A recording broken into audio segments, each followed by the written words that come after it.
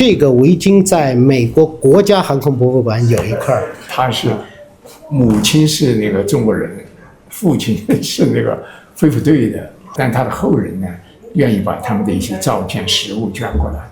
本期内容将为您揭秘云南飞虎队纪念馆里展品背后的故事，以及二战期间著名驼峰航线与飞虎队的故事。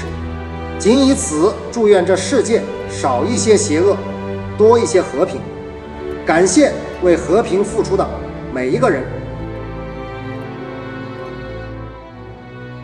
日寇本来想就是日军想通过轰炸压迫国府提前投降，然后他对国府因为它首都嘛，但是因为大量的工业和这个学校迁移内地嘛，就迁到了昆明，所以昆明也是一个重点轰炸对象。那么这个是1939年关于昆明市这个空袭民众疏散区域的这个分配图，这就是老昆明的这个地图了。昆明原来就这样了。然后这个呢，就是当时这个飞虎队员所收集到的这个日寇轰炸昆明的这个弹片残留。这是日寇轰炸昆明的这个弹片，这是日寇的弹片啊，对，就是日军轰炸昆明以后采遗留的弹片，这个是。你们的录音，你先。啊，不好意思，我问一下，你是昆明那个抗战什么协会的？抗战联系抗战研究会的。哦，研究会啊。啊。你今天上午就在这儿吧？啊。哦，好，因为一会儿我想和你谈一谈，因为我父亲是那个军邮员。是那个跟着那个杜聿明那个第5军到的这个腊戍，他原来是川大英语7、2年级的学生，后来加入那个军邮。我们今天来呢，一个想捐一点东西给这儿啊，因为有一个亲戚呢，他是母亲是那个中国人，父亲是那个飞虎队的，现在住在美国，当然都去世了，但他的后人呢，愿意把他们的一些照片、实物捐过来。刚才我们就和那个陈啊，你跟陈管他们说一下。陈管说，他也介绍，他说你们呢就是对于这个云南抗战这些很熟啊。因为我那个昨天我也在云南省档案馆查到了很多我父亲当年的记录，一会儿等你忙完了，我想和你聊一聊。好，哎，你贵姓呢？我姓龚，龚啊，龙共龚。哦，好，谢谢。好。然后这个呢，就是美军就是这个不是这个，是等于说1942年这个 P-40过渡以后，就是美元就是到了23飞行大队，美国人捐的就是开始大量更换新的战斗机，就是 P-51的战斗机的仪表板，就这些了，就是它上面的仪表，那么它有这个时间啊，对，它有航表、有油料表、有公里表这一类的。气压表它就5个嘛，然后这个是关于就是12月20号以后那个昆明首战，那么昆明打落了飞机这个就是云南报纸所报道的，就是当时就说现在嘛上面一般说是打了，就是来了10架，打了9架，还有一架嘛就说最后回去才落了，但实际就是当时就说昆明那个所有空战的，就是击落4架，这个是当年报纸上报道是这样。这个呢是飞虎队那个就是驾驶舱的那个应急拉环的这个标签嘛，它当时没有撕损。而这个就是当时就是说飞虎队击落日军飞机临时战斗机的这个上面他们撬下来的收藏品了嘛，也就是日机战机残骸。而这个为什么红彤彤的？那么很简单，你看这个图片上那红的这一块，那么这个就是日寇飞机的这个太阳旗上的颜色就这样了。正好卸下来的是这一块啊，对，就是这种，就是私下的就捡到的一块，就是这个，就是日军飞机的太阳高耀旗上的那一块。那这个就是 Moose 呢，就说他为什么很神奇，就是他是唯一呢打满了这个飞虎队所有全场的这个飞虎队员之一。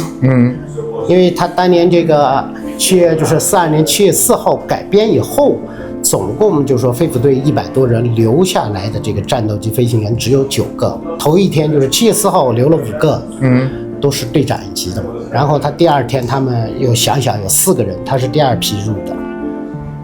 那么就说这个是23飞行大队的这个围巾嘛。还有这个是飞行皮上的标，还有他当年的徽章。这都是穆斯个人的啊，对。然后这个围巾在美国国家航空博物馆有一块，它那块是块紫红色的，我这块是块蓝色的。邓老师啊，之前我们做了几期视频，然后后面有人就留言说了一个，我觉得他是恶意的还是怎么说？他说了一个留言，他说当时美军他说官方来到了咱们昆明，看到了这个飞虎队，然后他说当时美军官方对他们的一些评价，就说他们是一群没有纪律的乌合之众。所以说是我不管说这个人在咱们这个视频里边留言或者怎么样恶意，我说您对这个事情整个飞虎队的这个历史也好还是什么，您是知道比较权威，想作为您个人的观点做类似于这种黑也好是怎么说的，您发表一下，就是说。如果说正儿八经来说，它确实是一个乌合之众。为什么？因为它本身是脱离了正规部队的民间这个援助组织，是不是？那么作为美国牛仔的天性，你缺乏一个有效的这个制裁的时候，他们在地下的时候，他肯定是自由散漫的，而且他当年的佣金很高啊，是不是？那么就像你一个富豪来到了一个穷苦的地方，我随便丢1美元，那么就是说人家要都够当地老百姓吃1个月或者3个月的，是不是？他就可以肆意妄为，但他对本队的这个破坏其实并不大。为什么呢？因为就是说他虽然就像我们年轻人做恶作剧一样的，那么实际本地的老百姓可能在他没有作战之前会对他有所反感，是不是？但12月20号这个昆明首战以后，他升空作战，并且遏制了日军对我们昆明的这个大轰炸以后，老百姓对你的这个感觉就不一样了，是不是？就像你家有一个调皮的孩子，当你把狼来了，把狼打跑了，那么谁还会在意你的这些小恶作剧呢？是不是？所以你不应该就是看到前面的这个。这位评论家看到了没有？因为他确实是乌合之众，因为他不是这个正规军队，他是来援华的志愿者，是不是？而且他受雇的是民间公司，他是中央航空公司的这个雇员嘛，是不是？他来到以后又是年轻人，你来到一个陌生的地方，发现我在这儿可以为所欲为，但他也没做什么恶事。你说他来了杀人放火，他没有嘛？是不是？顶多就是说飞扬跋扈一些，但是就是说在你没做好事之前，各个就觉得你是个坏人。但是12月20号，当飞虎队升空，是不是为自己你的这个家乡保卫你这个人民生命，甚至不惜献出生命，那你的感官就不一样了。这就是最终的解释。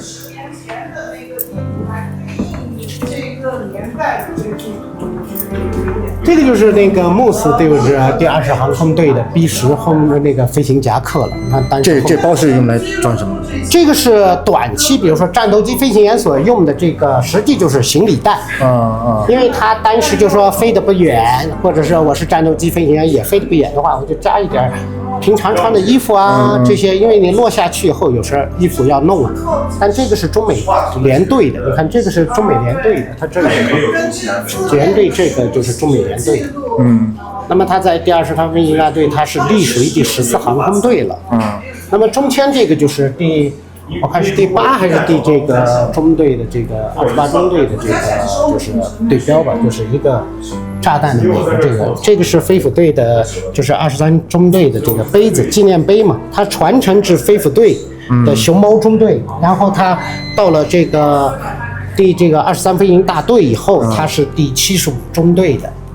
这个都队员自己刻的吧？对，因为当年他这些纪念品都是自己弄的。好，那我们去楼上看。好，楼上把机场的比例大概就放这个。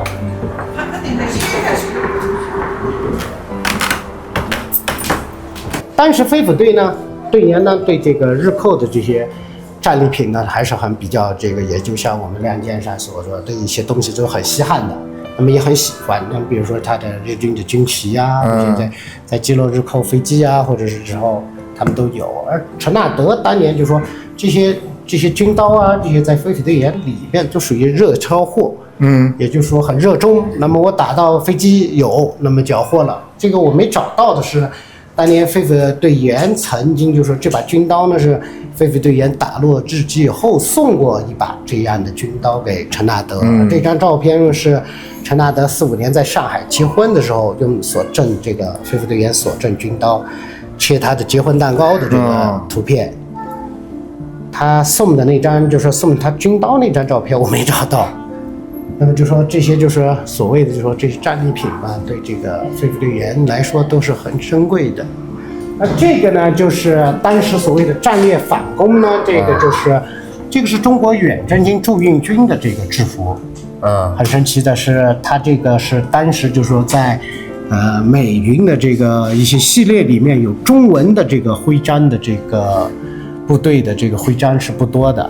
而这个徽章呢是史迪威的助手所设计的，可能史迪威也参与到了这个里面，因为他是少有的美军部队里面带中文的，它的上面有以智取胜，而它中间是这个一个火炬手，因为美国有一个叫导航员，也就是领航员的这个级别的东西，就是说我能带领你走向胜利那种感觉那种东西。但是它有以智取胜这个驻运军的。然后那个是就说中国驻运军就是中国旧军队向新军队转变的一个地方，因为当时这个中国不是野人山第一次远征失败后，那么孙立人的部队就一直退到了印度嘛，没有听这个老蒋的杜聿明他们那个回到国内，他直接就打到了印度，然后在印度阿萨姆邦建立了最大的兰姆加训练基地。而这个训练基地为什么现在对外人来说还很神秘，就是因为它现在作为印度也是最大的一个军事基地，印度人还在用到现在印度人还在用对，因为它里面的产地宽嘛，就有点像我们昆明云南的这种坝子一样，它是把整个坝子包在里面，它里面是平的，四周是山。那么就是说你，但是是国军过去建立的这个基地。对，它等于说当年就是说兰姆加更早可能是属于英军当年打败以后在那建了个战俘营，以那个为基地为基础建起来的。但现在就是说那个里面仍然是印度军队的这个基地，它里面可以干什么呢？它可以训练4大兵种：陆军、装甲兵、工程兵、炮兵。然后它当年还有一个就是说最早，现在可能不知道印度拿来干嘛了，就是当年的布伦，就是轻机枪那个，它里面还有个轻机枪工厂。但是做的也够大的。对，它很大。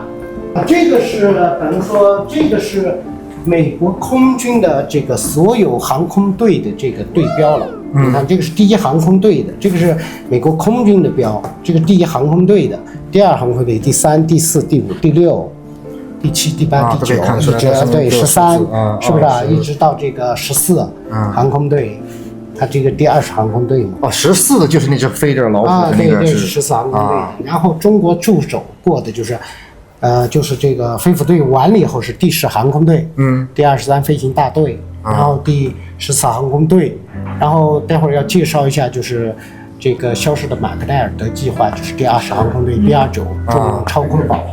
这个就是当时美国空军这个人员他对信仰还是很神奇，就是说每个人都带着一本飞行份圣经，这个就是正儿八经叫的飞行圣经。飞行圣经因为它是圣经，但是是空军版的你可以揣口袋所以叫飞行圣经。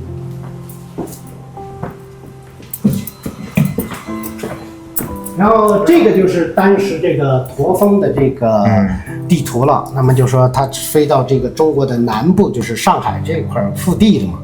然后这个是当时空军所使用在飞机上所使用的手电筒，然后指北针，然后角度尺，然后这个是看图用的放大镜嘛。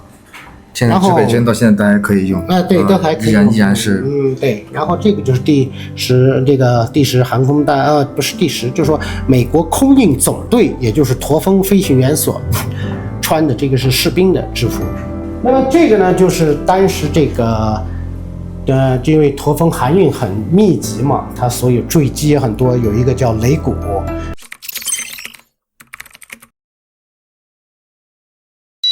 那么云南昆明就把这些坠机的垒呢收集到一起呢，就做了许多东西，包括模型，包括盘子、碗。那个东西可能一直用到，也不知道后续是不是还用着坠机的。他一直做东西做到50、60年代。他做模型做的比较多，还是做这种用具？用具比较多，用具比较多。对，因为用量大嘛，盘子这一类用量大。这个是 B-29飞机的这个飞行手册，这个是这个 B-29这个机枪手的这个使用手册。因为当时这个 B-29不是在中国驻扎，它是在欧洲的，隶属于第2空军嘛。然后把它调过来，然后在中国建。然后本来是这样的，马特洪这个计划是，在中国预计就是说原子弹还没投掷之前，是准备在这边修建26个还是28个这个飞行大型机场。成都的特种工程就是建这个 B-29飞机机场建的。那么这里呢是这个也是一样的，也是模型。然后呢，它这个当时它不是要跨越整个中国到轰炸日本嘛？那么为了这个，他那些飞行员回来呢，他有一个欢迎回家小卡片嘛，它打开以后是一个大的，但是折起来就这么大。然后这个是个昆明关我们45年这个朝报晚刊所报道的超风暴，就是到日本本州轰炸的这个报道。就 B-29去轰炸的这个。对 B-29去轰炸嘛，你看机组轰炸日本的炸弹嘛，它这图片轰炸日本，那也有图嘛，看见没有？它起飞从哪起飞？它起飞从成都啊，成都当年有一个啊。然后本来那个我那儿有地图，但没弄的意思就是说，他当时国府是准备在沿海就近，包括上海这个杭州啊，这个南京啊、天津啊这些地方修建足够多的这个飞机，然后是轰炸日本本土嘛。但后来原子弹的产生加速了这个。那在昆明的作用，这个飞虎队在昆明的作用就是主要是运送物资。不是，分很多种。驼峰就是抢运这个物资而为什么要抢运物资呢？飞虎队到后期实际作战很勇猛，但是它造成了一个，就是说很多人遗漏的东西，就是很多东西要依赖国外进口或者空运。那么很多时候不是说陈纳德，或者说不是说我不想干这事，而是巧妇难为无米之炊。飞机没油，你叫我，或者是没子弹，那么你叫我干什么我也干不了，是不是？所以很多时候中国这个飞虎队很尴尬的就是我有飞机，但没枪、没弹、没油那么就没法干一些就是说对日弄的，他们就变成就是说有时候就很戏剧化的，就是说做这事儿就像抢山寨抢人一样的，我攒够油、攒够弹，那么看看日本哪个地方好干，我又派出去干一票那干完了没什么，我又趴窝了，他就这样。那这个呢就是当时修理机场所使用的一些工具吧。这个是国造的角斗尺，这个是美制的角斗尺。然后这个呢是个硬斗，也就是说可以当水瓢，但是它是用炮弹壳做的。而这个是斗，就是说你这个画线以前的画线就这样。这种就是他们本土遗留的这个可口可乐。现在很多这种啤酒罐，就生啤的啤酒罐都是像这个样子。但这个是飞虎队他们可口可乐公司的然后这个本来小白楼它就是飞虎队的这个俱乐部嘛这个就是他们当年所玩的东西了。我们小时候也玩过嘛，弹珠是不是？现在也有现在也有，但是就是说已经改成电子弹，是不是？以前你拿一个在那儿，反正不是赢弹就是赢赌钱，是不是？很好玩的。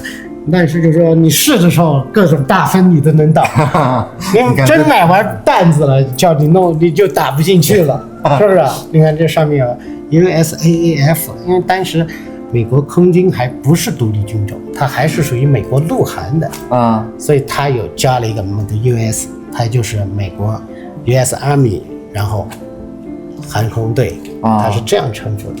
那个是电动版的这个留声机它加了一个不是，它不仅是这个唱机不仅是电动这个手动的，它那个加了一个电动喇叭，所以你要有电的地方才适合用不但要用手摇，还得有电要有电它那个电动喇叭才会响那个就是他们当年所使用的，不是，是个手动电影机。哦，这个很神奇，就是你插着电，灯亮了，然后你自己搅着自己翻。啊，就在这个俱乐部里面对操作。那个是陈纳德当年所使用的这个半球棍嘛，你看是他和那个战地司令一起在弄，这个是他在乌加巴机场打棒球嘛，那上面有这个 US Army 的这个。昆明当年这东西还是很多的，但是有字的不多。你收藏这个多少年了？有30几年了吧。然后这个就是我们提供给这个陈总他们的这个美军资料里面下发的这个当年在密苏里号所签订的日本的降书。那么就说这个崇光凯就代表了日本政府嘛。然后我们徐永昌代表我们中国所签的字。然后这里呢就是说大概的意思就是日本军队接到此命令以后呢要放下武器投降，大概就这样啊。那这是发到昆明的一份。不是，他不是发到一份，因为那个我那份是46年版的那个美军受降这个资料汇编吧，3个国家的都有。他从这个德意日这份日本的实际是最多的，因为他那上面还有天皇所发表的终战这个诏书嘛，他那个是中文的，还可以。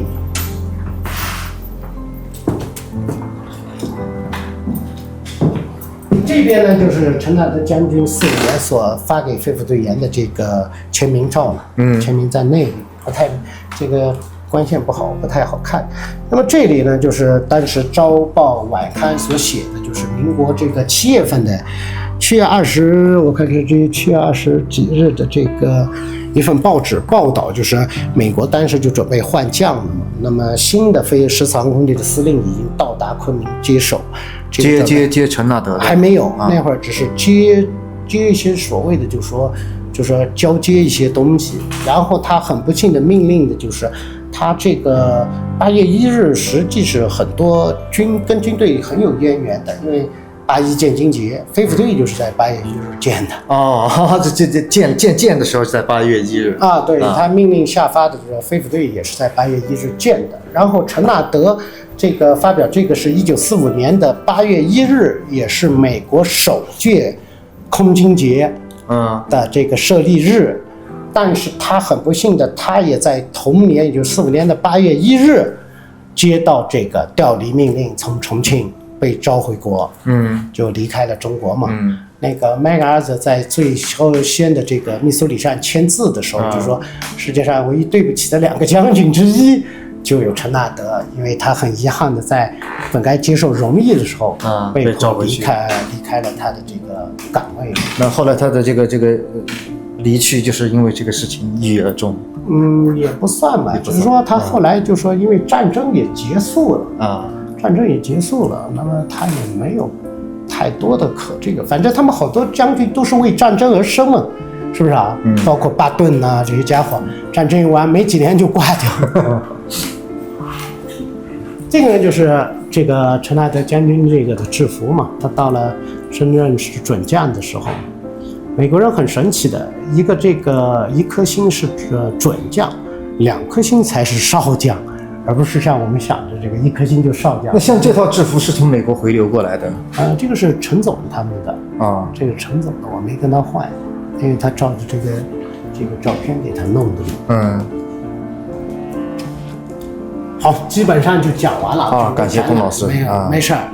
最早因为他没有按这个历史格言来做，所以感觉你看这个展板就有点乱。但那会儿大概10多年前吧，那会儿资料也少，所以造成了一些刊物。你太累了，要培训几个能够讲解的这个。我已经跟他们说过了，就是说对这些物品我能跟你们说一下，就是但是这个造成的问题就是展板是市博物馆的，你不能弄，所以我们只能换一下展品只能换展品，所以大抵就是能跟你们讲一下展品的这个内容是这样的。行，非常感谢龚老师今天给我们做了个很详细的介绍，知道了整个飞虎队的一个来龙去脉，感谢。好，那走下去了。